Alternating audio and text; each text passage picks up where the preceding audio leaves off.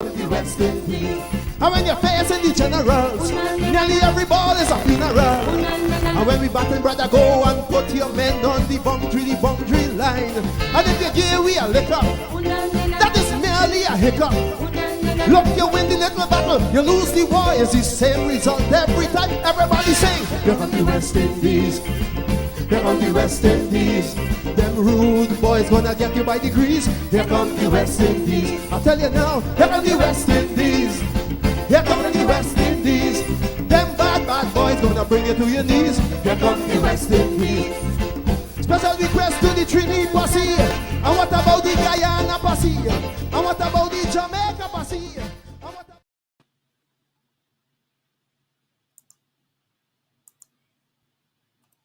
Right about now, King David Rudder.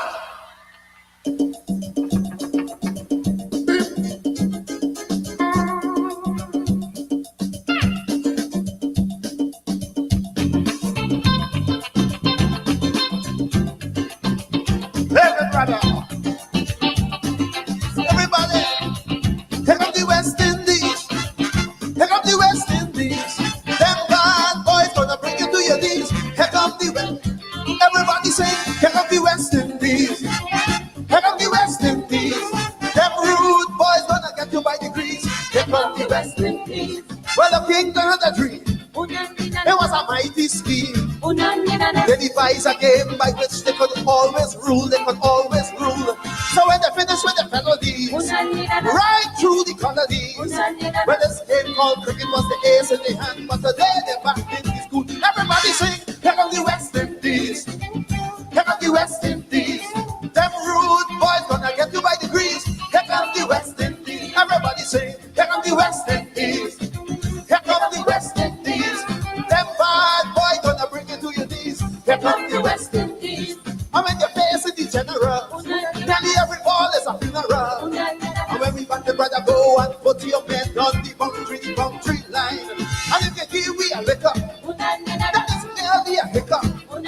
Look, you win the little battle, you lose the war. You see same result every time. Heaven knows, here come the West Indies.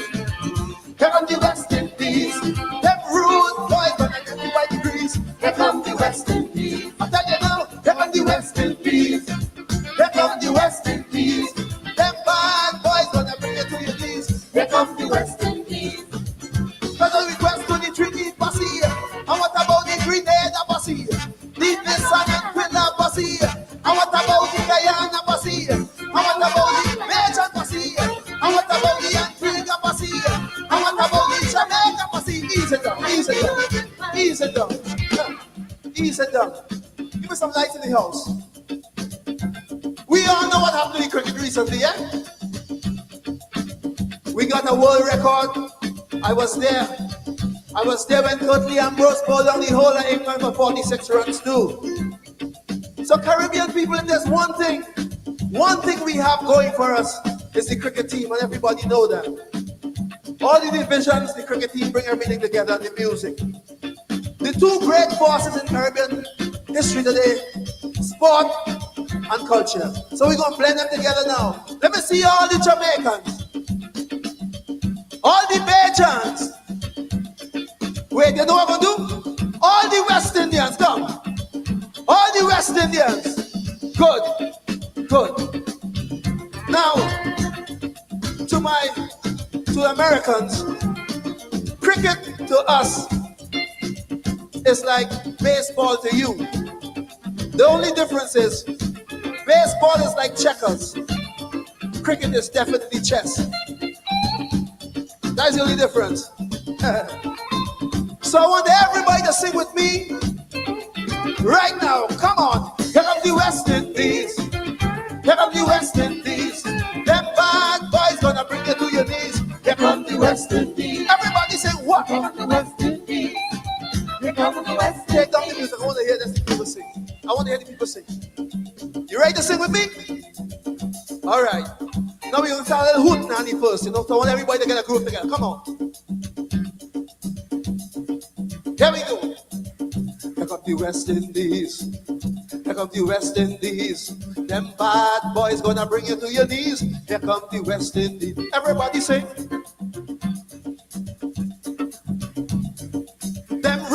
boys gonna get you by degrees. Here come where they could bring Sri Lanka, New Zealand or India. You could smoke a little herb, be absurd. We will lend you a beach. You could bring South Africa, or talk big like Australia. Man, it's licks like fire and you're bound to surrender. Practice while you preach. Everybody sing, here come the West Indies. Here come the West Indies. Them bad boys gonna get you by degrees. Here come the West Indies. One more time. Here come the West Indies. Here come the West Indies. Them rude boys gonna bring you to your knees. Here comes the West Indies. Forever. Oh, yes. Once upon a time. Well, we good evening to you. Good evening to you, King David Michael Rudder, taking us back in time. But you know, as we say, we have to keep on keeping on. Please share the link. We were on tonight. Last week we didn't make it on. We had what they call a double whammy, blackout, and then the internet went and all of that kind of stuff. But we're on tonight, and you David Rudder said they could bring big like South Africa, but tonight South Africa coming, and we need a lot of bigness tonight against South Africa. So we're going to preview the South Africa game. We're going to review what happened in this past week, and I have with me, of course, my two regular buddies, Dr. Vincent Adams and Basil Butcher Jr. And you know, once West Indies is at the state that we are, there's a lot to talk. The last time we were here 2 weeks ago, we had won everything. Well, we didn't only stumble against England, we were beaten badly against England, and we beat USA badly. But here we are coming up tonight. They said do or die tonight. And you know, once we're in that state, West Indians will have a lot to say, and we certainly would have a lot to say tonight about what went wrong and what we need to do to get it right tonight. After all, the competition is being played in our neighborhood, whether you call that the West Indies itself or in the United States. You know, we have a thing in Buxton. Neighboring village to Buxton is Annandale. And we always say when you go into New York, it's like you left in Buxton and go to Annandale. Right? New York and Georgia and New Jersey and Washington, D.C., and increasingly other parts of the United States. It's like you're in the West Indies. So it's in our neighborhood. And, you know, as we said, this thing will look bad. I think our people will settle if we get into the finals. And if we lose the finals, I think people are going to settle for that. But if we don't make it into the semifinals, my God. You're hoping and praying and so on. But at the end of the day, cricket is what it is. I think B.L. Crombie used to say, it's a game of glorious uncertainties. Those old timers who remember B.L. Crombie used to read sports news 5 minutes to 8. And I bet you they ain't got nobody today who can read sports news. The sports news is going to be 15 minutes long. B.L. Crombie will get that in 5 minutes. Good things come wrapped in small packages, he used to say. And so, welcome. Please share the link. We are going to be talking lots of cricket tonight. Here comes the West Indies. Some of you will be saying, win or lose. Well, no, I can't be talking cricket. I just say win or lose. Win, lose, or draw. We still in with the game. You know, I know plenty men, and increasingly the women now, I think, have a different perspective on the game than we men, you know. But I know enough man say I don't play. Them chap this, me neighbor them know maybe don't play. And you see the next match, you see even if they left home and they come on the road, they find a shop on the TV and they're watching. Every time they say they don't play. We can't don't play. What this game has done for us, really, I mean, it goes deep, as Rod himself would say, go deep within the Caribbean belly. I know men bright, more than fluorescent light, no thing. And there's scientists like Dr. Dr. Adams, and they know more cricket than the science. That's how deep cricket. You don't care. Basil would say, I understand he's a power. He gonna tell you what he is, but he's a nutrition man and performance thing and so on. He's a scientist too. But they're no more cricket than the science, And the point I am making is cricket is science, art, culture, economics, politics, psychology. You name the discipline, we can fit cricket into it. Good evening. Welcome to Politics 101. I had the good pleasure of being in Uptown yesterday for a funeral. Good friend of mine buried yesterday. Big man, as you all said now, Sherlock Joseph. And as it turned out, he was the family of Shamar Joseph. So Shamar Joseph father, the whole family been there. His father, his uncle, his buddy, his auntie, his cousin. So I had the good pleasure of meeting them, and they'll be on the program tonight. And wonderful people. Somebody was saying, well, they're not picking Shamar. And the father said, all right. Time coming. And so on. They were really, for them, the most important thing was quick. Big up to all the people of Barakara, down the Kanji, all the Hines, because there are a lot of family down there. I understand. I met some of them yesterday. Big up. And the reason I mentioned the Joseph and Shamar's family and the fact that they were there, and they were more concerned about the West Indies winning. I mean, as much as I'm sure they want Shamar to play, it was about the West Indies winning. So let's do it. And they got every reason to want to cry. Although you notice, because it's too kanji man and play yet. But if you notice, nobody not saying the H word. It's only Brian Lara calling for Hetmeyer, the forgotten man. Well, a man tell me in Uptown yesterday, he said, I like the boy bad. I like Hetmeyer bad. But I hope he learn, he listen, the right for beat the ass and put it for sit down.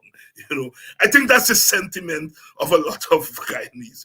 But I don't think they can push it too far. I think that's my sense when I talk to people. They feel the bossy ass good put it for sit down, but I think for too long, because we West Indian people story go. If we lose this thing, you see, then they put that my for sit down. They should have played. West Indian. Good evening. But I think we're ready to roll. So let me bring in my partners. Dr. Adams, Basil. Good evening, my brothers. Let's start straight away on your. I don't want to say your predictions for tonight, but but let me start with tonight. What are you all looking for tonight? It seems to me that we have riches, talent, so much talent in that squad, right? That it now comes down, and I've been reading a few articles, not by West Indians, by a cricket analyst, and the problem for the West Indies, for a lot of analysts, comes down on putting the right combination on the field on a given day. my thing is that I think the selection, especially when it comes to the bowling, is quite predictable. And I have a problem with that. I do not think they are fitting the selection or tailoring the selection to fit the conditions and the opponents. I think if we to do anything, we have to look at the opponents, look at the conditions, and then fit the combination, the 11 to go on the field for that, especially when it comes to the bowling, because they say batting win matches, but I do believe that bowling and catches win matches before batting. But let's start. Basil, as the junior, you know, when big man drinking, they look around, who's a little guy. They say, "God." I find myself in that position as a big man couple of times. I will look around for little boy, and he's a little boy. Little boy, by 2 months, you know, I got for my drink, go get it, and buy drink all night. So, Basil, we start with you. Well, I will start off. Good evening to your viewers, Dr. Hines. I already start squeezing, right? Because I will tell you something. From the beginning of I was on a program, you know, and we had to predict, you know, the World Cup before the World Cup started. And I actually said I picked South Africa to win the whole World Cup. I looked through South Africa's team, and I saw a team that is loaded. They got some serious bowling, and they got some serious batters.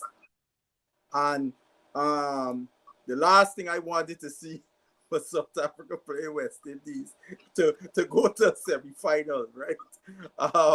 When I saw we got linked up in the same group, I start to get worried, because, and then on the other hand, looking at how South Africa has played leading up to this game, one of the things that have been hovering over the South Africans is that they're chokers, and they had many opportunities to fulfill that narrative, and they've come through on the other end. So that to me I feel will give them even more confidence going into this game. But having said that, West Indies on their day can match up with anybody with the firepower that we have, right? And I think today, this game is who is going to make the plays, as we would say in American parlance, in the key moments.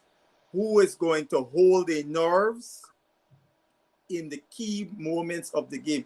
Who is going to have more keen game awareness? Because both teams, at times, I have seen a faltering in game awareness that almost, in South Africa's case, that could have cost them the game, like the other day with the guy bowling 5 full tosses, right? They, as we would say, they took victory from the jaws of defeat, right? And they faltered in terms of that game awareness. We have seen it West Indies against England, both Puran and Powell.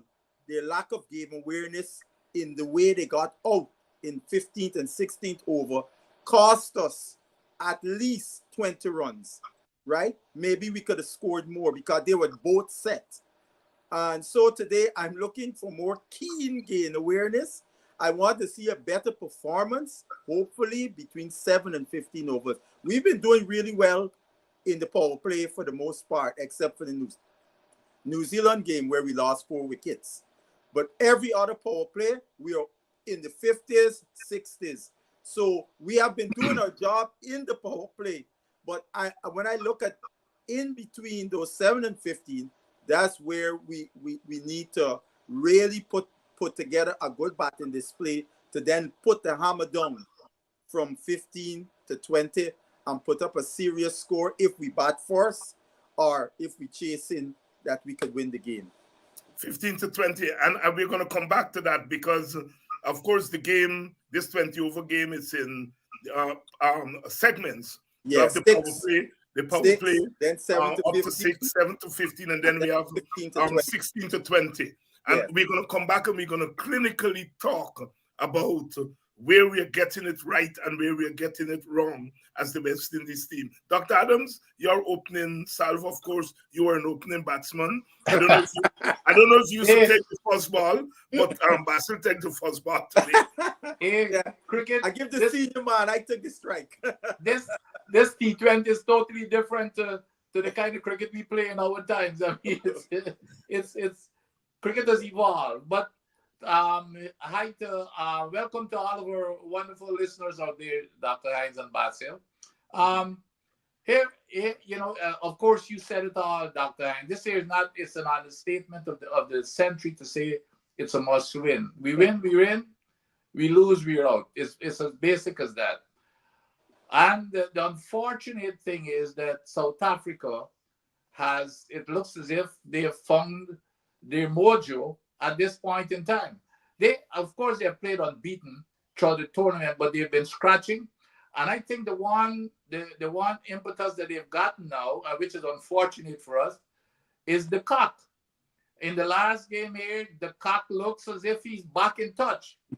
And a lot of times when he gives them that kind of start at the top, they're going to put up a big score. And then they've got the bowlers to back it up. This is no poo-poo bowling. Basil is absolutely correct. They're very skilled.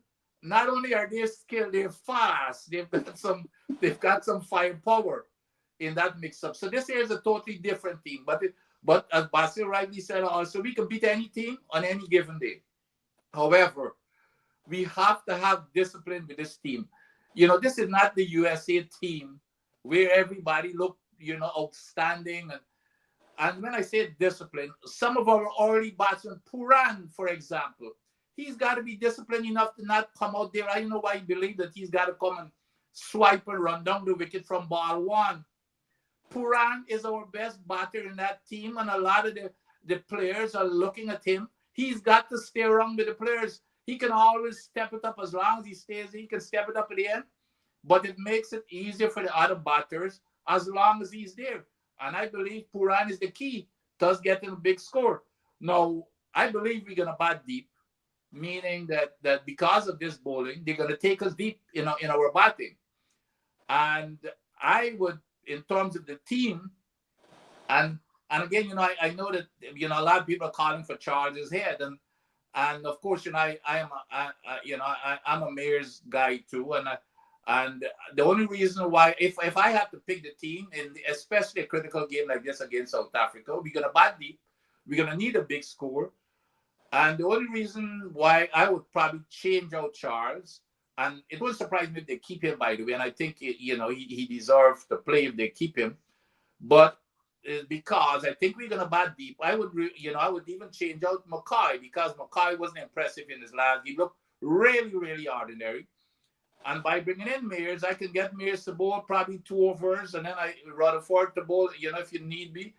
But at least I would have maintained that batting down there, that long tail, instead of having McCoy there. Not a long tail, instead of having that, so that we can have batting down with depth, rather than having McCoy that would have a long tail.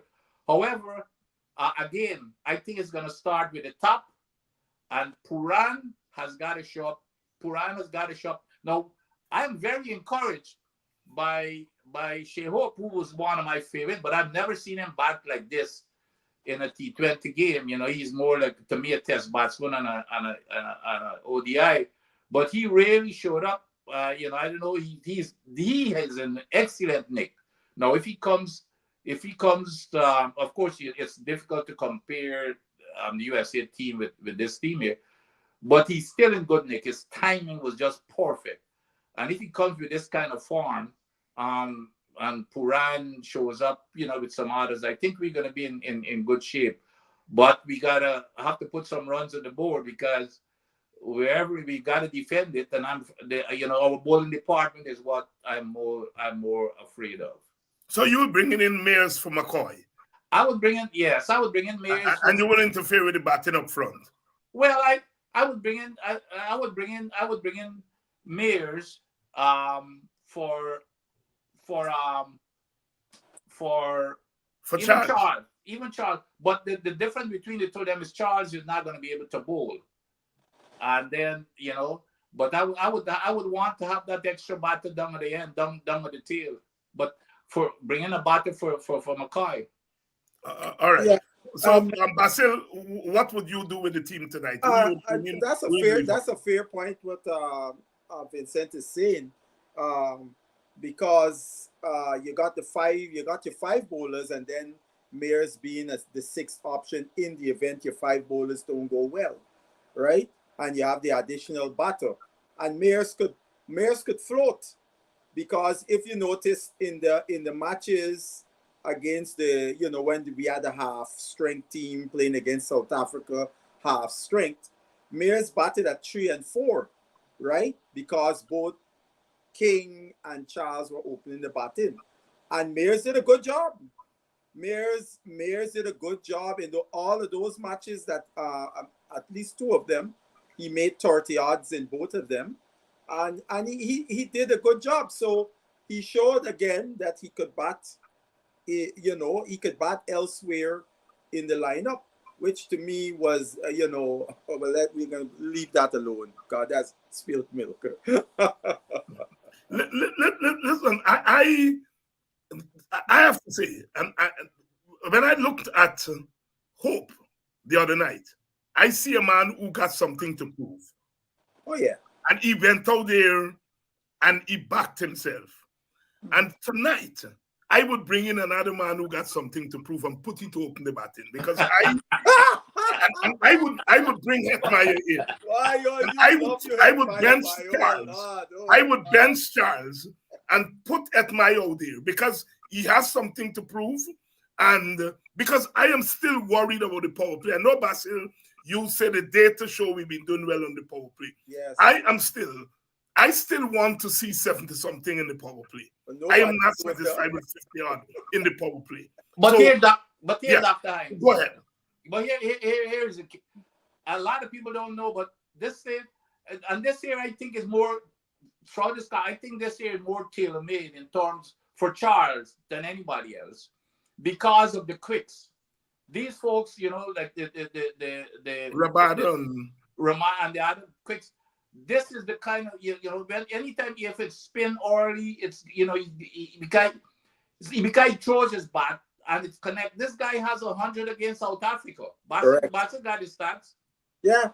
Charles got 100 against South Africa. I mean, so this guy is a slasher, and it's easier to slash against this type of fast ball where the ball coming onto your bat and you're slashing the ball flying.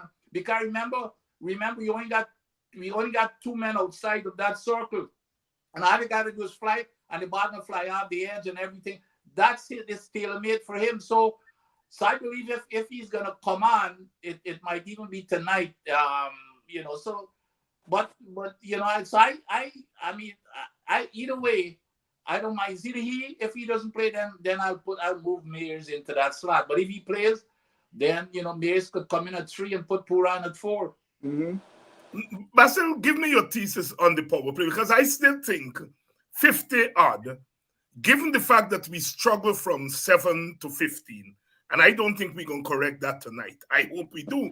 I don't believe you're going to correct. Given the fact that we struggle from 7 to 15, it means that we have to have extra firepower between 1 to 6 and 16 to 20. Yeah. And so it is why I'm saying anything below 70, 75 in the power play, I think we have not done well. But you have a different... we got to be careful with using cookie-cutter narratives, because the conditions, for the most part in this tournament, has not been where you got flat tracks and a batter could stand up and deliver and be able to have that kind of run rate, right? You've had slow pitches, so the ball is not, and bowlers being smart to bowl the ball into the pit. So now you as a batter, you have to generate the power. You're not getting the pace on ball and those things. So most teams, when they've done a good job in the power play, is you got 50 odd, right? Between 50 and 60, and you lose about 1 wicket maximum. Because again, once you got more wickets in hand, it gives you the opportunity to be able to be a little more aggressive in the middle overs, because you're not going into the middle overs down 3 or 4 wickets where you're looking to do a repair job. You could continue to be aggressive. That's where running between the wickets, running hard between the wickets come into play, because the boundaries soak up usually in the middle overs, because the field now is spread. You're defending the boundaries. And our guys seem to still have this propensity that we have to clear the fences. We have to clear the fences. That's the optimal way to score. Now, if you could run at least 4 twos and maybe get a boundary or so in between, that's 12 runs, and with minimal risk. So I don't know why our guys cannot have such an approach, because the boundaries are not going to be coming. They're not going to be coming. You know, these pitches. And in Antigua, the last game there, we're gonna, you know, sometimes in Antigua the pitches have been slow. They've had some bunks, but they haven't been fast pitches that where you're coming onto the bat. We can see what it's going to be like tonight. Hey, Dr. Hines, let me, on this whole thing, what they had my opening. I hear a lot of people saying it, but Hetmeyer opening batting is a mental thing too. If it's a specialized area. He did it before, you know. He did it before. He opened batting before. Yeah, but he didn't do a good job. But that's exactly what I'm going to get to. All right. Hetmeyer has been programmed over the last several years to be a finisher. That's his designation. It's a finisher. Even in IPL, every place he goes, he comes and he bats for 10 deliveries or 12 deliveries. That's it. So now to move him, it's a mental thing that he hadn't been opening for years, and he liked that designation of being a finisher. That's where he's making his money. So now to move him up to open, especially against this pace attack. You remember one time he even got hit in his head against that New Zealand team, and so it's not that easy to just transition from as a finisher to coming in there and then opening. It's going to be a lot of pressure on him mentally. All right, let's get clinical here. Our problem in the batting department is 7 to 15. Given the team that we are likely to go in with tonight, who in that 7 to 15 are going to be the 1 or 2 batters that we have to depend on to maximize the 7 to 15? Because I think this is where the thinking has to go in. You have to look and say, here is where we're weak.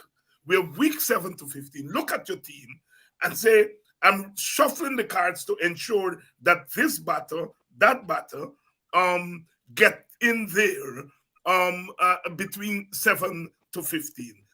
How are we? Because you're 7 to 15, you're talking about rotating the strike. That's one.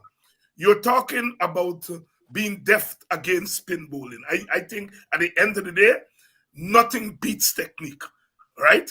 And you have to have technique against spin, even to rotate the strike. Part of the reason I think we're not rotating the strike is that we don't have technique against spin.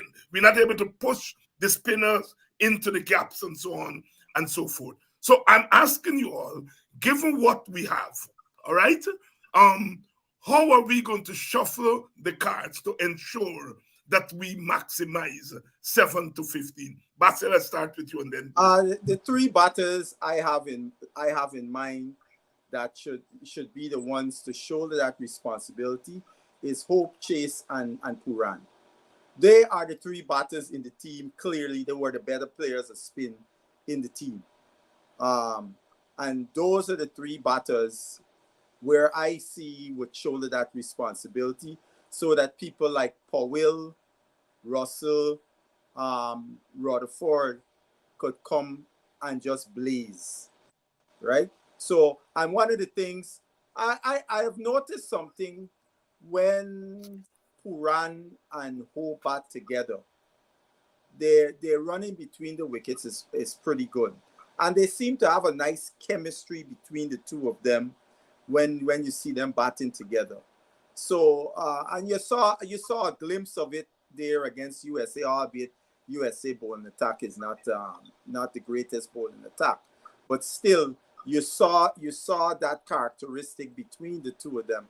So I looking for those three to be the ones. And it's funny, that's what those three guys have been put in those positions to bat for that exact role, to deal with the 7 to 15 to up that run rate and not keeping it at 6 or 7. Dr. Adams, I know you're a Puran man. Yeah, but no. Hold on. I want to ask you a question. I know you're a Puran man. Yeah. I know you're a Puran man. I hear Hope, and I'm convinced about Hope. I think Hope got technique against spin. I ain't too sure about Puran, you know. I'm not too sure of Puran against quality spin. No, it took Rashid apart in the Afghanistan game, but that's against Afghanistan because Rashid alone. But when he come up against the Rashid from England, who is in an attack that includes Archer and Wood and others. By the way, I think for me, the greatest over that was bowled in this tournament is that over that Archer bowled to Puran. With those 6 balls outside the half stump, he knocked one for 4 and then eventually nicked it behind. I thought that was a moment out of this world. I think it exposed Puran. But anyhow, are you convinced that Puran can handle good spin bowling that is part of a good attack? Absolutely. All right. It doesn't. What the Puran's problem is discipline. His problem is discipline.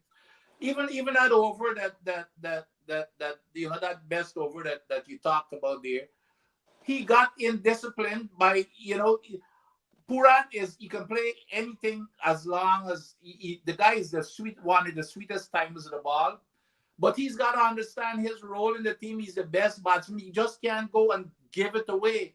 He loses patience. If Puran stays around and he runs well between the wicket, by the way, and go, as the delivery goes, he goes in the same way, push, get a single. He's one of those, what you were talking about, Doctor, and you and Basil, to tuck it around the corner and push it there, in front to get a single and show in the gap. He can do that and wait by this time because he's also probably our best person down at the end.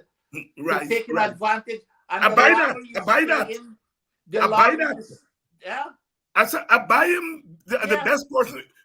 Puran, if he is at 50, at over 16, I back him all the way. I think he can make 100 as he showed. That's why you have to tell yourself, the longer I stay here, the better, because down to the end, that's where I'm going to capitalize. But and it's not even about Puran himself. The rest of the batsmen who coming in, if Puran gets out early, because they're looking at Puran as the best batsman in the team, without question. So when he gets out early, then they've got to come now and play Puran's role to try to step it up, and they're under pressure. And a lot of them do not have that kind of ability that this guy got. So he's got to understand he's got a key role. And tonight, I'm telling you, how Puran goes tonight, so goes the West Indies. Watch it. And because this is no poo-poo bowling, and he's our most experienced, pure batsman that we've got to depend on. So I hope he comes out here with the kind of discipline to understand his role in this team and needs to stay around, and so that the other batters can come in and play their game freely. And as long as we do that, we're going to be okay. Now, let me go. My other batsman is Hope.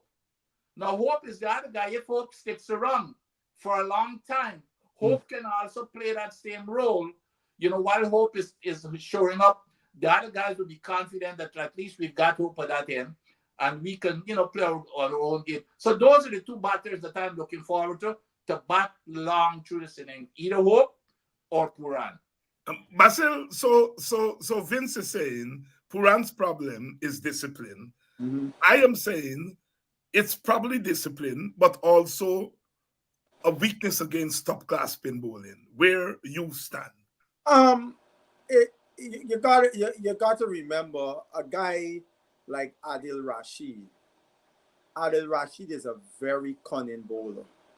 Adil Rashid possesses a tremendous googly, and he varies his pace very well. So he keeps a batter off balance more so than Rashid Khan, who bowls pretty quick, right? And you could line up Rashid Khan, especially on a pitch that is a good pitch like the Saint Lucia pitch. But Adil Rashid is a different kettle of fish. Look today against albeit is USA, but he bowled two brilliant googlies. Oh, Right? Well And controlled. I have seen him Yeah. on numerous occasions defeat West Indies batsmen with those googlies, right and left-handers, right? So that is why Adil Rashid is a cunning character. But Puran, look, South Africa doesn't have a leg break googly bowler on their team, right? They have a world-class left arm spinner, Maharaj. Maharaj. Right. I don't know if today South Africa is going to play two spinners because at times the other one, Shamsi, has owned West Indies. Mm-hmm. Right? Shamsi has had some of his better games in his career against West Indies, right? I don't know if they're going to play the two. And if Shamsi is pitching, that he can cause a problem too for Puran because he threatens both edges of the bat because he outside and inside edge. Those kind of spinners always going to cause problems to any kind of batsman, right? Because remember in the T20 game, it's not like in a test match you could sit back and wait and so this milking thing is not something you're really looking to do because you got a short amount of overs to bat. So you gotta temper your aggressiveness, and you have to be even sharper in your decision making as when to go against top-notch spinners and when not to go, right? And that is the balance, I think, more so than Puran's lack of ability of playing spin. It's more a mental issue with Puran. Puran has not struck that balance of when to go and when to temper himself. It's almost like with him, it's an ego thing. He believes, I got to beat this spin out to the top. There are times you got to respect the bowler. The ball, it's not you alone playing. You got to respect the bowler and let the game come to you rather than you going and trying to grab the game. And those are things that, Vincent would tell you. Those things come with experience. Because when you let the game come to you, you're usually always relaxed. Your mind is clear. You're not fluttered or anything. Your mind is clear as what you're going to do. I listened to the cock. I just want to put this point. And the person in the last match asked him at the post-match, what was his plans and thinking? And the cock gave the lady a quizzical look like, think? I go out there and I see the ball. If the ball is in my area, I hit the ball. That's why the cock has been, when I listened to that, it really showed me why he has been successful. He don't got a lot of clot in his head. His mind is clear when he goes out to bat, right? You come in my area, I go in with you. If you're not in my area, I can play a different type of stroke and that kind of thing. And he has stayed with that simple formula throughout his career. That's why he's been so successful, I think. And Basil, the other thing you look at the cock is the one player, one of the few players who he seldom ever predetermined what shot he's gonna play. Like how Puran is run down the wicket, not knowing, not the cock. He plays everything to its merit, but he stands there. Yes. And his form, he doesn't predetermine a shot. Very, very seldom does he do that. Exactly. And usually when he does that, it's out of character and he gets himself out. Yep. I am going to get in trouble tonight. But Dr. Hines, let me say this. Let me put this one fact in there. I don't know of any, just like the Indian batsmen, I don't know of any top class Trinidadian who cannot play spin. And it's because of the wickets that they grow up on. Yeah. Right. Because of the wickets they grow up on. So any top class Trinidadian, they're the best West Indians to play spin. Every one of them. In Puran's case, he hasn't played spin in 4-day matches enough and 5-day matches. But anyhow, that's another story. That's another story. I am going to get in trouble tonight if I do not get two people who apparently are seen as biased against Shimron Etmire to treat the Etmire issue seriously, because people are saying, this man say, Mr. Hines, the great Brian Lara said Shimron Etmire, with the experience, must be selected to play this knockout game against South Africa. Story done. I want you all, put aside you all Shimron Etmire, vex with the bias and so on. Please, for the sake of my audience tonight, Yes, to treat the Etmire issue that the great Brian Charles Lara has put on the table with some seriousness it deserves. Does Lara have a point? First, you, Basil, and then Vince. myself and Vincent all morning have exhausted this subject. Well, please exhaust it. Please exhaust it tonight. And I disagree with Brian Lara. Firstly, this is a knockout match. Hetmyer has not played in a high pressure match like this ever in his life, right?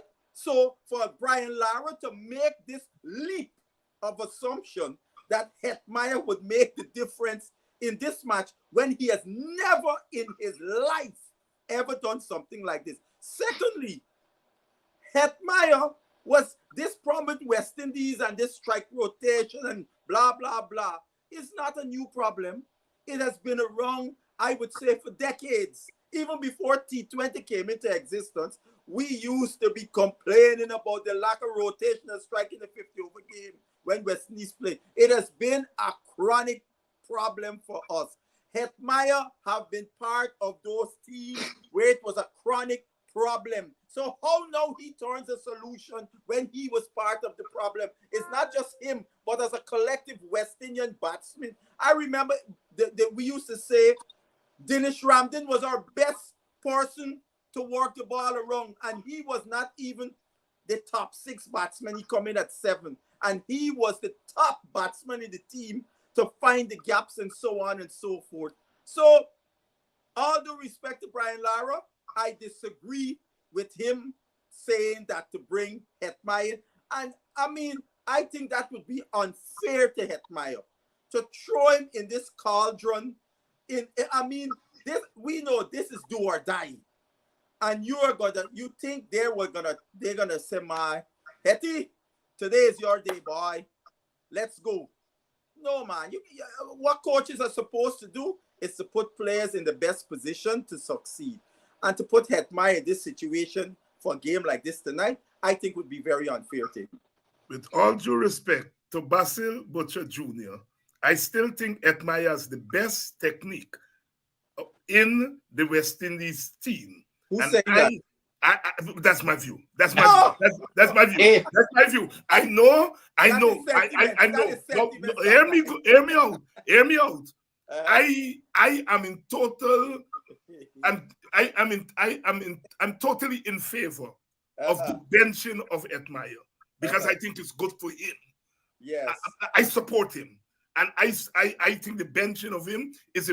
But I do not think that he is worse than what we have. I think he's much better than a lot of the batsmen that we have there.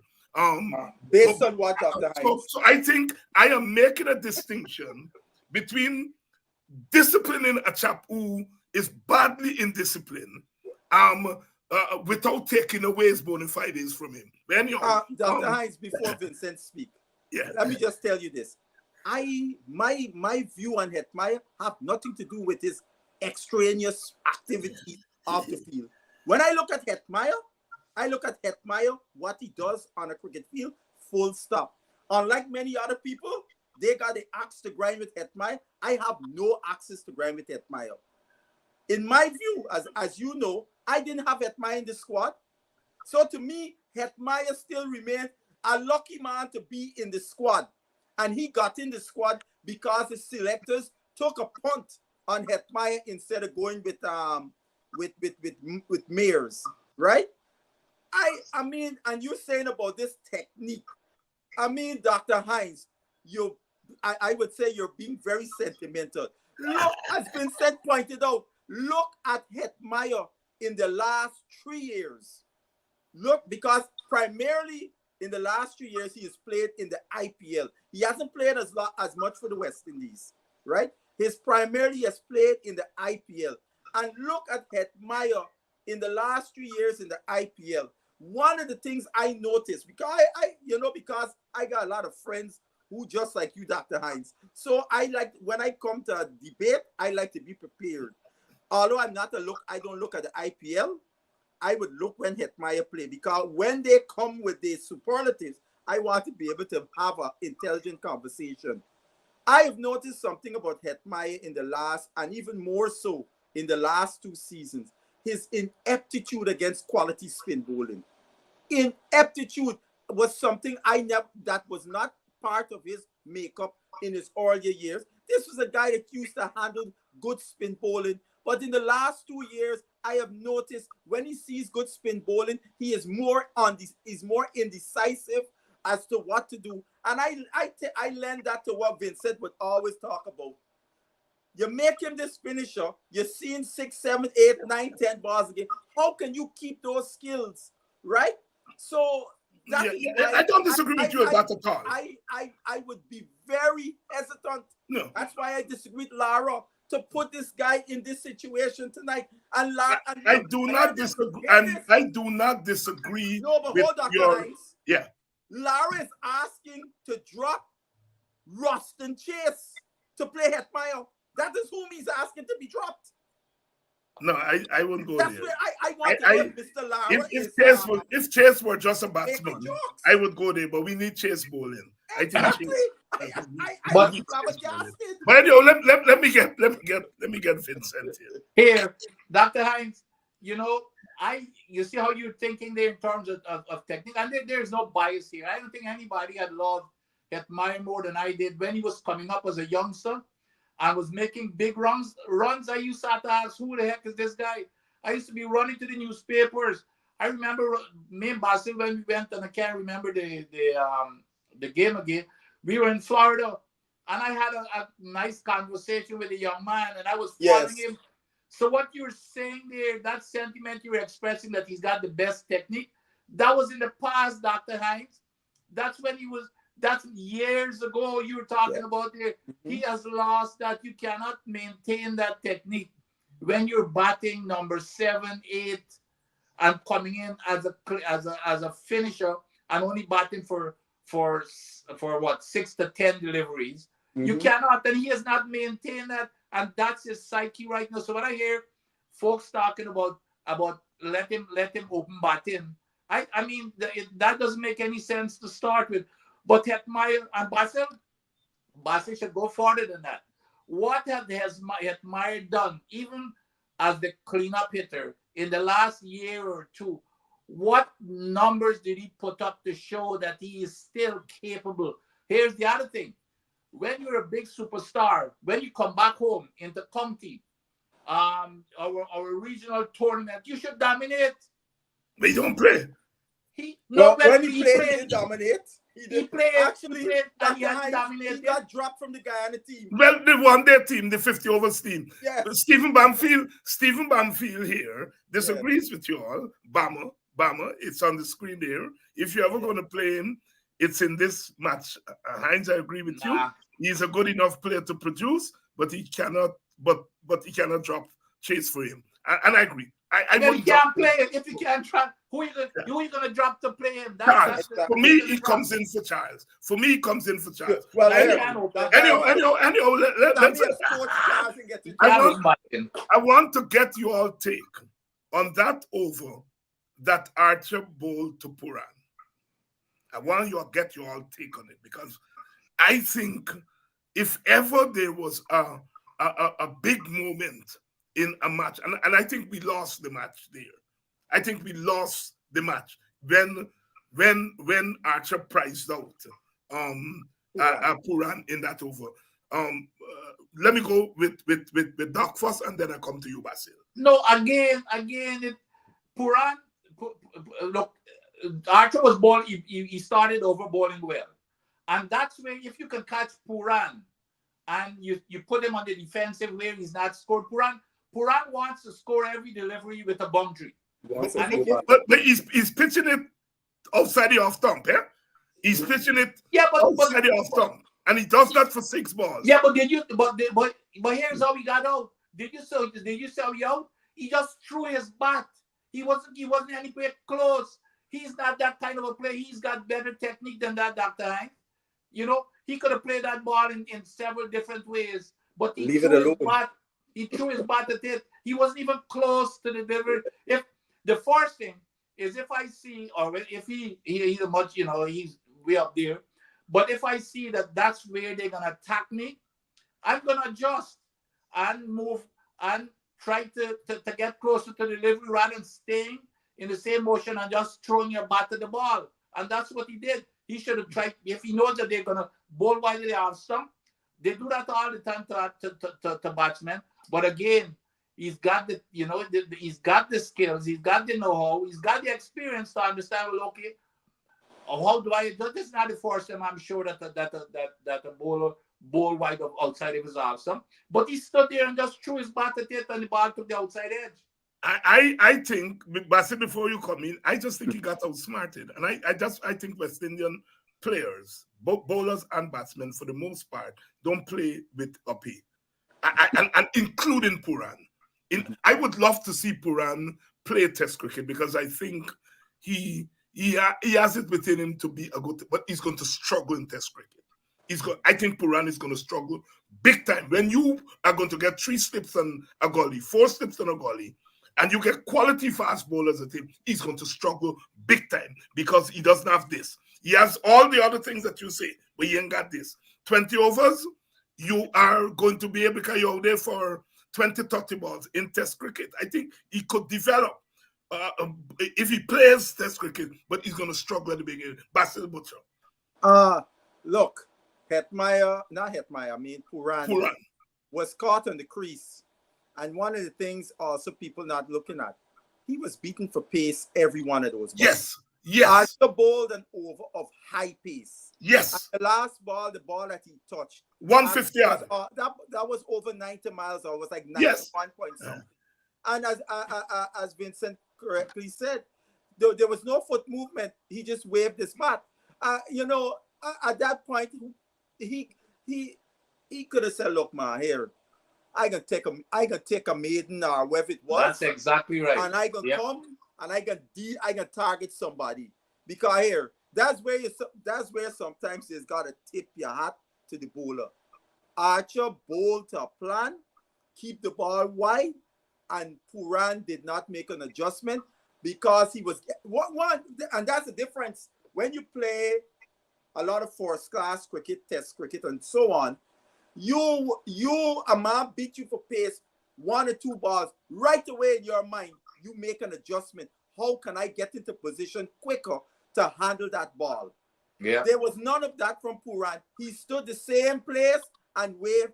And Archer, to Archer's great benefit, Archer played around with the width he was bowling the ball with, because you remember one that he brought it in that was about a 4th or 5th stump line and bamboozled it.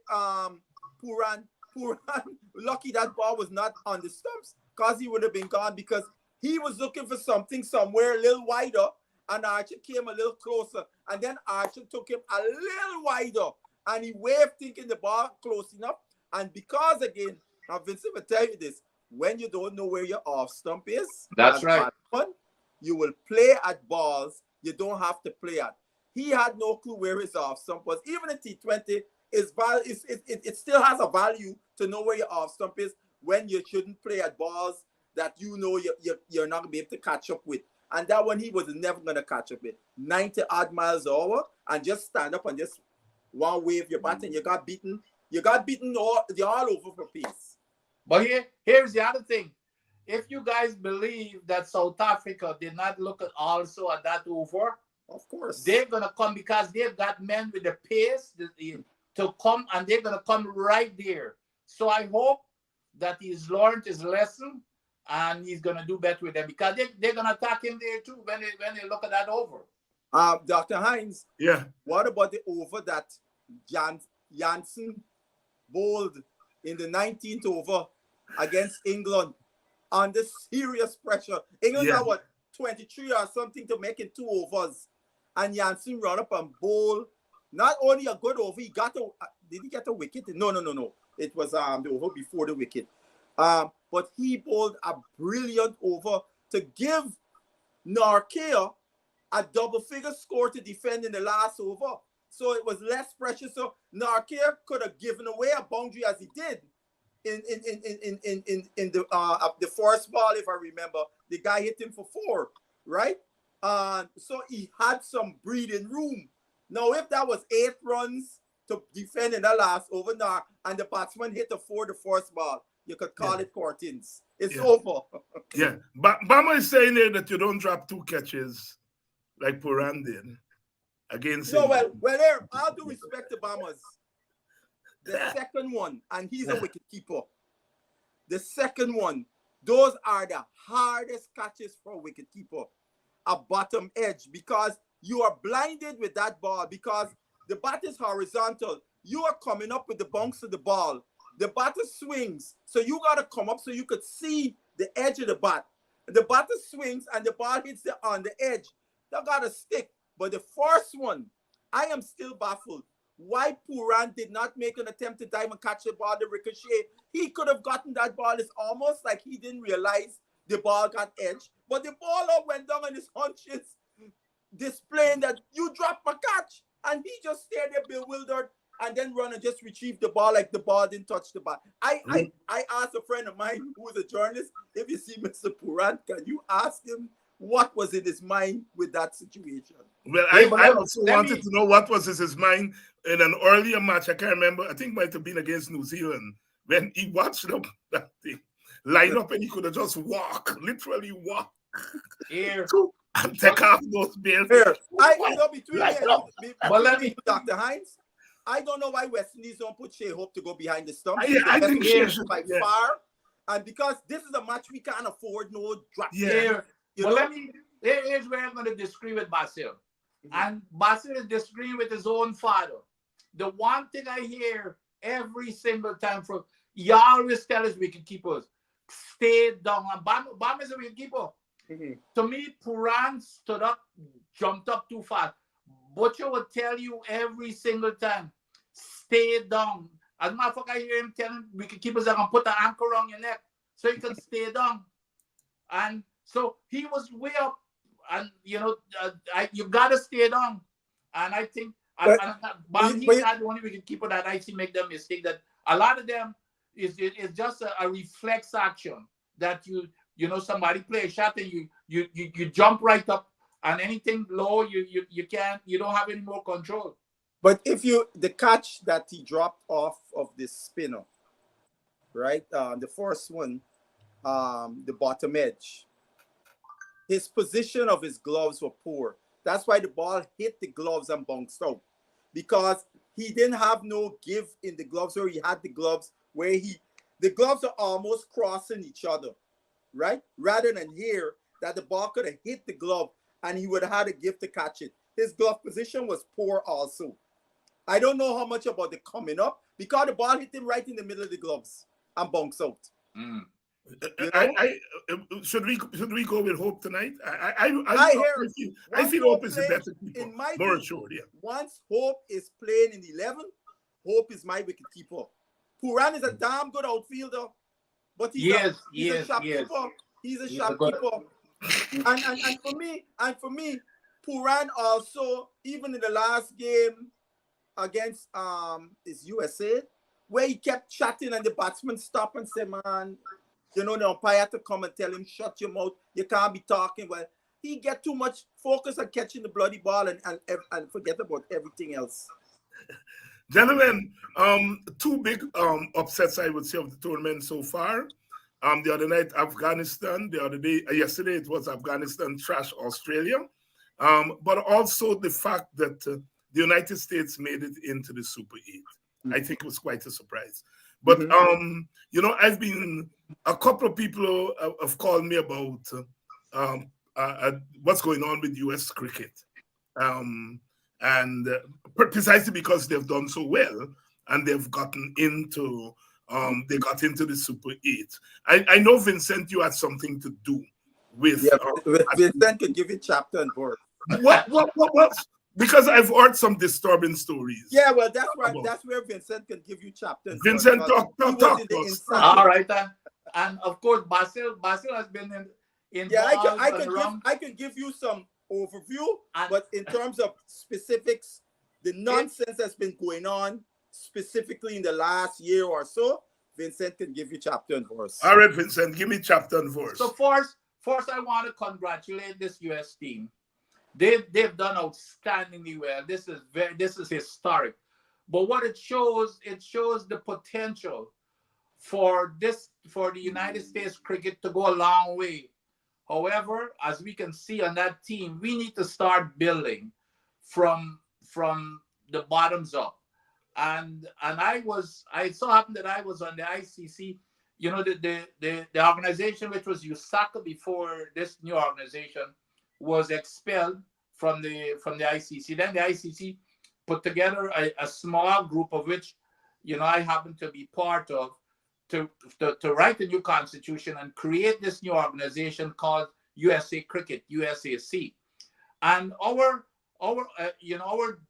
direction was to go and create this thing so that we won't make the same mistakes of the past. However, the ICC looked at the USA Cricket as the next frontier for cricket because they said that the rest of the world was cricket saturated. We've got a lot of money here, so when it comes to especially T20 and the commercial value. So that's where they were focusing on. So when we established the constitution, we had elections and everything else. We thought that we looked at, we closed every single hole that was in the past administration, all the mistakes. And this was in 2016 we started. We established that constitution in 2018. And lo and behold, I'm going to say this now, it has become 10 times worse than what we had before in terms of how cricket is organized. It's the discriminatory actions. Imagine, Dr. Hines, this here is a good indication. Imagine. Now, if you look at the U.S. team right now, like I said, it's always made up to start with. It's made up of a lot of foreign players who, they can't make their national teams in other countries. They came here and to make the U.S. team, or they were ex-players in those countries. When we developed the constitution and in USAC cricket, we were supposed to go into the inner cities because we know that's where the athletes are. Look at football, cricket, football and basketball. That was the whole plan. This organization that has come into place, they're totally different now. It's for the rich and the elite. They've set up all of these academies that pay you've got to pay tens of thousands of dollars to get your kids into the academies. And then those kids are the one, and the people who are picking the teams and who are running USA Cricket are somehow associated with those academies and the people who are running those academies. So that's the relationship. But listen to this, Dr. Hines. Imagine if you look at the USA, and the USA Cricket is always made up predominantly of South Asians and Caribbean folks. And under the past administration that was expelled, there was always a nice, like a 50-50 split. So even from the boardroom right on to the cricket field. So would you believe, Dr. Hines, if you look at that USA team, it has 2 black players. So when those 2 black players, Taylor and Jones, and they probably got a couple more years of their career, when they're gone, there is no pathway for another black player to be there for generations. Let me tell you why. The USA under 15, under 17, under 19, and under 23 teams, all feeding into the national team. None of they don't have a single black player, in all of those teams. On both, even I think the women's team is about the same. So here you are, and it's not for the because there isn't they're not people with the talent to do it. Because I can tell you, there was one kid, for example, who did not make the USA top 28 in their squad for the under 19 World Cup, and he made the West Indies because his origin is Barbadian. He made the West Indies squad of 18. He is now bowling to the Scotland. He's been co-opted bowling in the nets to the English team in Barbados. And here's a guy, he cannot even make the top 28. And this is a guy who was one of the top scorers in the trials in California just last year. But another player who made duck in both of his innings in the trial, he made duck in both innings. But he belonged to one of the kind. He was played in front of this kid who averaged 35 in his 4 innings. The other thing, and this year is gonna, and I've said this before, that should stun everybody. In that same tournament, Dr. Hines, the same tournament in California, there were over 100 players, because there were 6 teams, over 100 players and coaches. They had an email sent to every participant, the players and the coaches, to say, food will be served. It will be Indian food. It will be served buffet style. And if you don't like it, you are on your own to get your own food. Imagine that. So the coaches, we had some outstanding West Indian coaches. They went ahead and over, and pushed them aside when we were fighting. Why aren't these poor people with certification? People who played cricket for Guyana and other countries in the West Indies and got their level 3 certificates, and yet they were picking people as coaches who had no certificate whatsoever. One of the top coaches, who was the coach of the under-19 team, a black coach, they fired the guy and he did not even tell him that he was fired. And then when we started making noise, they brought him back and made him an assistant coach on this team. They did the same thing to a woman national player from the Caribbean. We appointed her unanimously to the as the head selector. They got rid of her and did not even tell her that she was fired after about 2 or 3 months. Right now, the board. Let's start with the board, Dr. Hines. The board, and I was heading the committee that appoint board members. So we had no diversity whatsoever. So we on the board unanimously selected a West Indian, a black West Indian lady, the first black on this board, who was an outstanding cricketer. She was the captain of the West Indies team at one time. She became an attorney, practicing attorney in New York. We appointed her to the board. And now they're trying to get rid of her, the only black member of that board. They're trying to get rid of her off the board. So those are the kinds of things that we, as a matter of fact, I resigned because of it, Dr. Hines. I resigned just several months here, but I think early in this year, I decided that, I'm not going to be part of that, what's going on there as a matter of principle. So I decided to resign, but I am not going anywhere because I'm going to do my part to make sure that this is fixed. The board right now is divided in half. No, not half. There's 3 board members against the other 7, and their letters flying back and forth to the ICC and the United States Olympic Committee. They hired they've changed out 4 CEOs. I think it's like 4 CEOs in the last several years. They brought in this new CEO, and because this new CEO decided to stand up to them and the decisions that they were making, they fired him because he was standing up for everything that I'm talking about here, for what was right, and they fired him. So we've got to, in order for us to achieve this potential that we've seen here, we have got to make the changes in terms of the governance. As a matter of fact, there's lots of discussions with the ICC and United States Olympic Committee. As a matter of fact, you like what I'm saying here? is the United States Olympic Committee has written the board 2 letters that I know of, and really lambasted them for their as a matter of fact, I think they use the exact words. I think they talk about this dysfunctional board. And then the USOPC, for us to play the Olympics in 2028, which was one of our goals when we set up this organization. Our plan was to play to go to the Olympics, and we've got to get certification from the USOPC. And as far as I can tell right now, the USOPC, which is basically a quasi-US government where you got to follow the rule of law, it's going to be difficult for us to get certification. So that's where we are in terms of the governance. But again, I want to come back and congratulate the players. Besides all of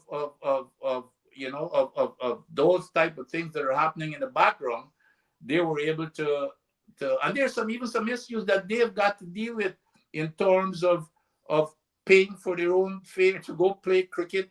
I mean, but the players have done well. I want to congratulate them, and hopefully, the ICC can see that we need to make some serious changes in terms of the governance if we're going to be able to realize the potential of what the ICC vision was when we set up this organization for USA cricket to be the next frontier for cricket. This year is a good start in terms of highlighting, bringing the cricket within the USA, and we need to build on this, but we cannot build on it if we continue with this poor governance. Basil, anything you would like to add?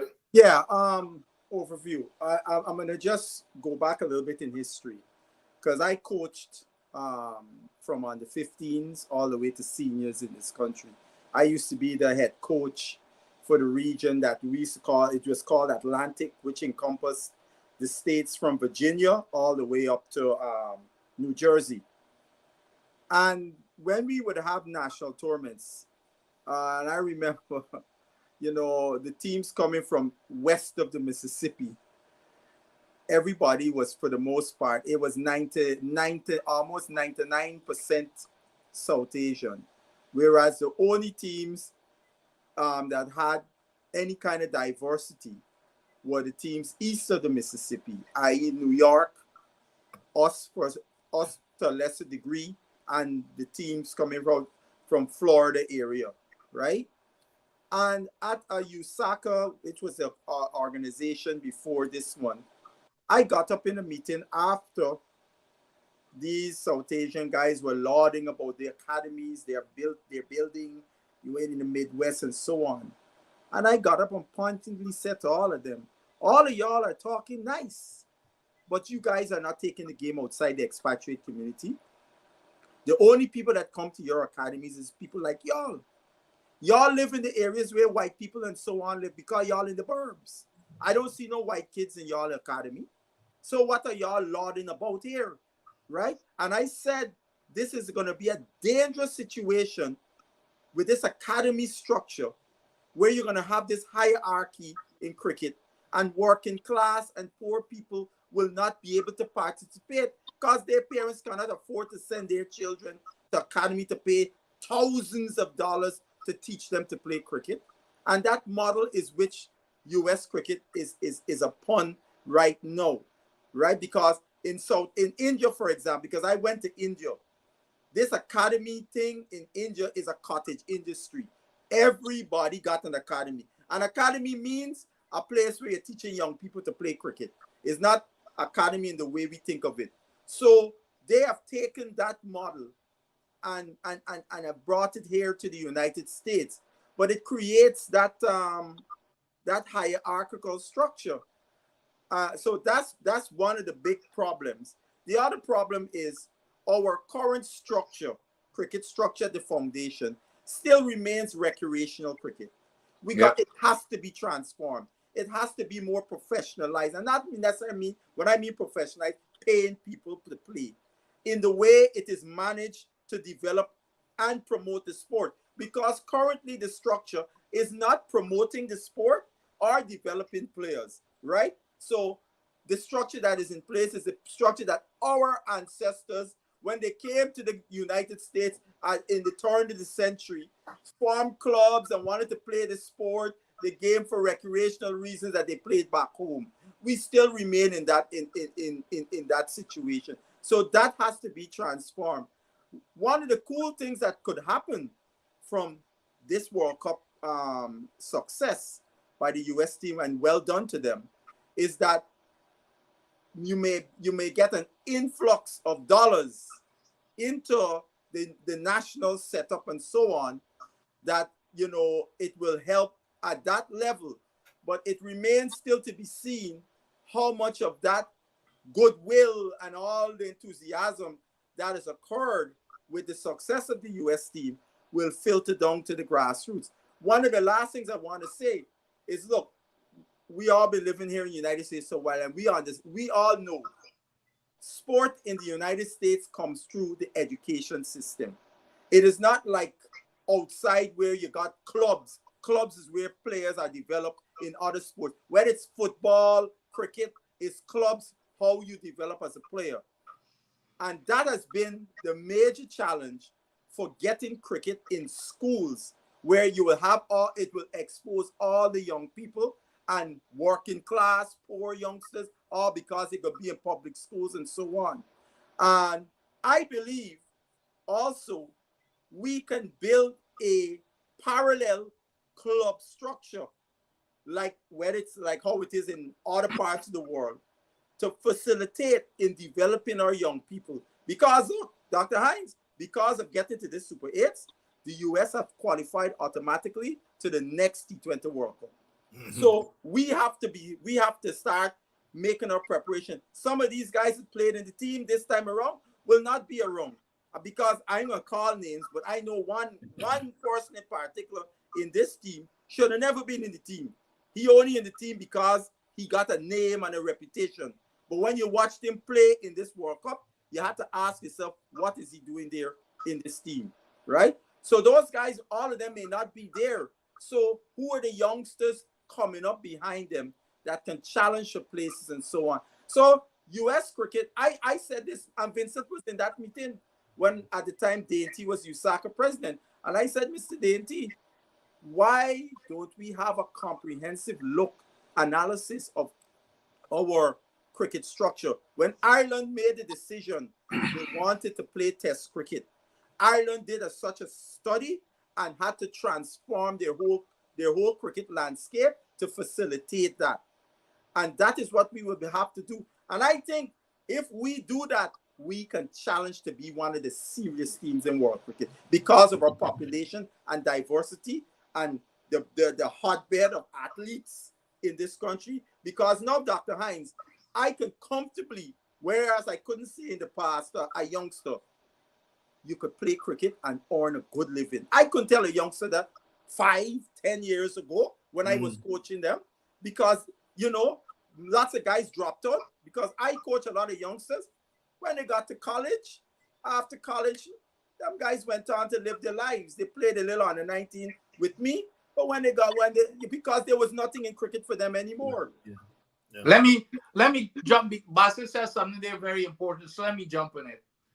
When the ICC group, it was called the advisory group, and we had Dave Richards. I remember Basil probably know Dave Richardson, for South Africa. Mm-hmm. So he headed the group for the ICC. At the time, I think he was the CEO.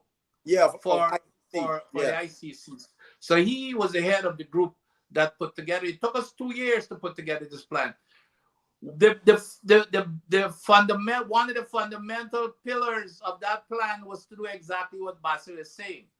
We got to build this USA cricket organically from the bottom, going into schools and going into those inner cities where we're going to find the athletes because what was happening in these academies, like Basil said, the poor kids cannot afford your best athletes probably those, because we see where most of the athletes come from in baseball and football and basketball, but they can't afford it to go to these academies. So one of the fundamental pillars that we had was to set up a structure to go into the schools Now, guess what happened? We even debated when we put in that constitution together. We debated whether we had any confidence that it's not going to slip back to what it was, and whether that advisory group should not run USA Cricket for the first 3 or 5 years before we hand it over. And we decided to give it up to the new administration after the elections. And probably that was one of the mistakes that we made. So we did not establish that foundation and set up the system to run how it should have run. We hand it over, and that's what we end up with. It's the same thing. The academies have even gotten even more lucrative now, a big cottage industry in terms of they're getting.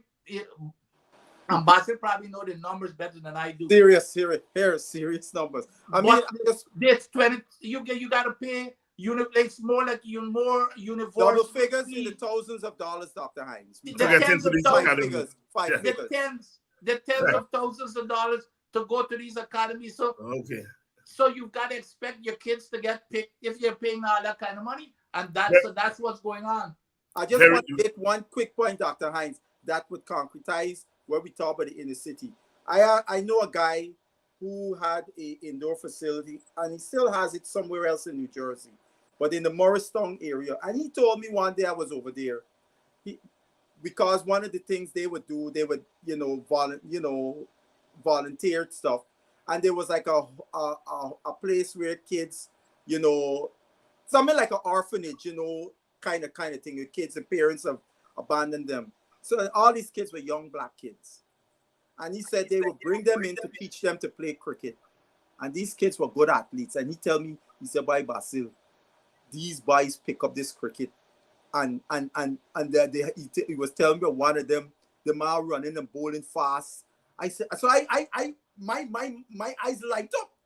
I said, "Man, where are these guys?" He said, "Man, it's a transient thing. The kids in this facility, they come and then they don't stay there too long and so on." But that was a concrete example of, if we take this game outside the expatriate community to those communities, cricket could become a serious sport in this country. Yes. Thank you, brothers. A quick second, Dr. Hines, to show you the thinking of, and it's really ingrained in their thinking. I don't even believe that they're doing anything wrong. When I and a few others, the same lady on the board, when we raised this issue about blacks not part, or the West Indians and blacks not participate, you know what was their comeback? Well, because what they've done, they've appointed a few West Indians. Well, it so happened that the West Indians are Indians. and they cannot differentiate between blacks and West Indians. So they believe that they're satisfying that requirement by having a few Indians in the administration and the selection panels, etc. And we cannot get through to their heads. No, there's a big difference between blacks and Indians and South Asians. So that's the kind of things that we're dealing with, that are the challenges.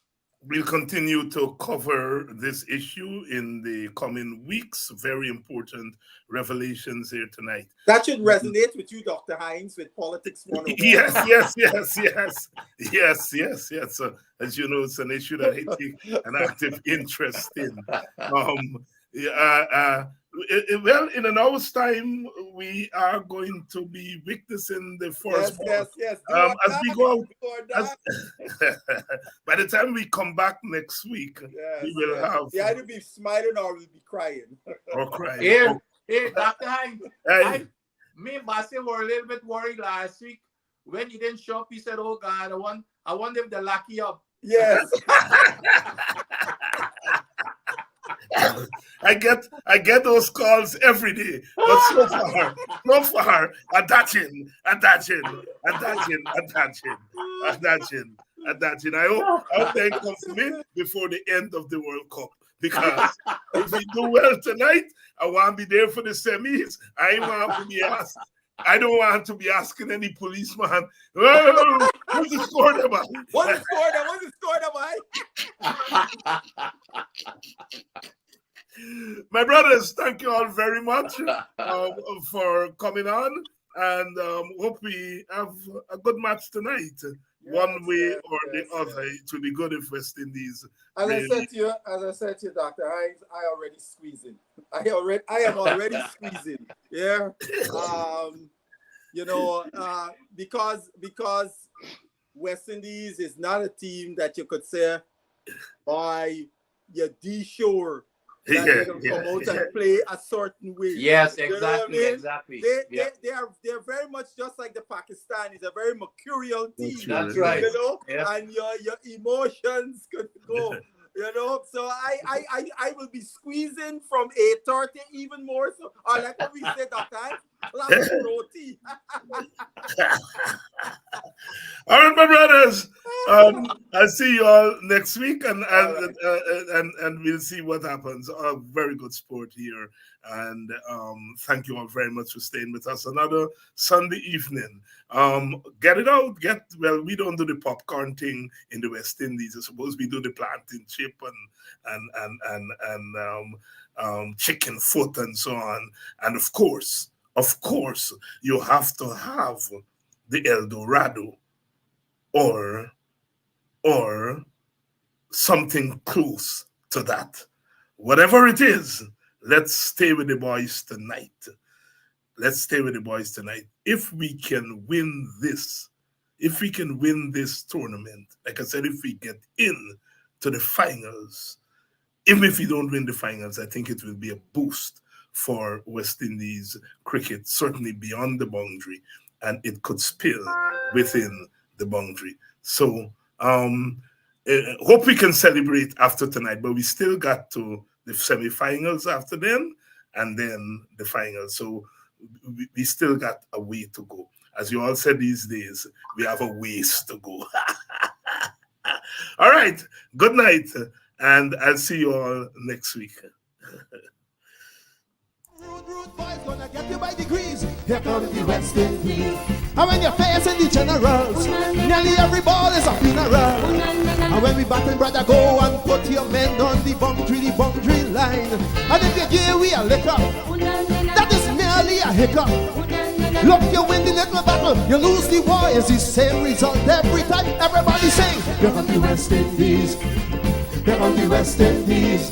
Them rude boys gonna get you by degrees. Here come the West Indies. I tell you now, here come the West Indies.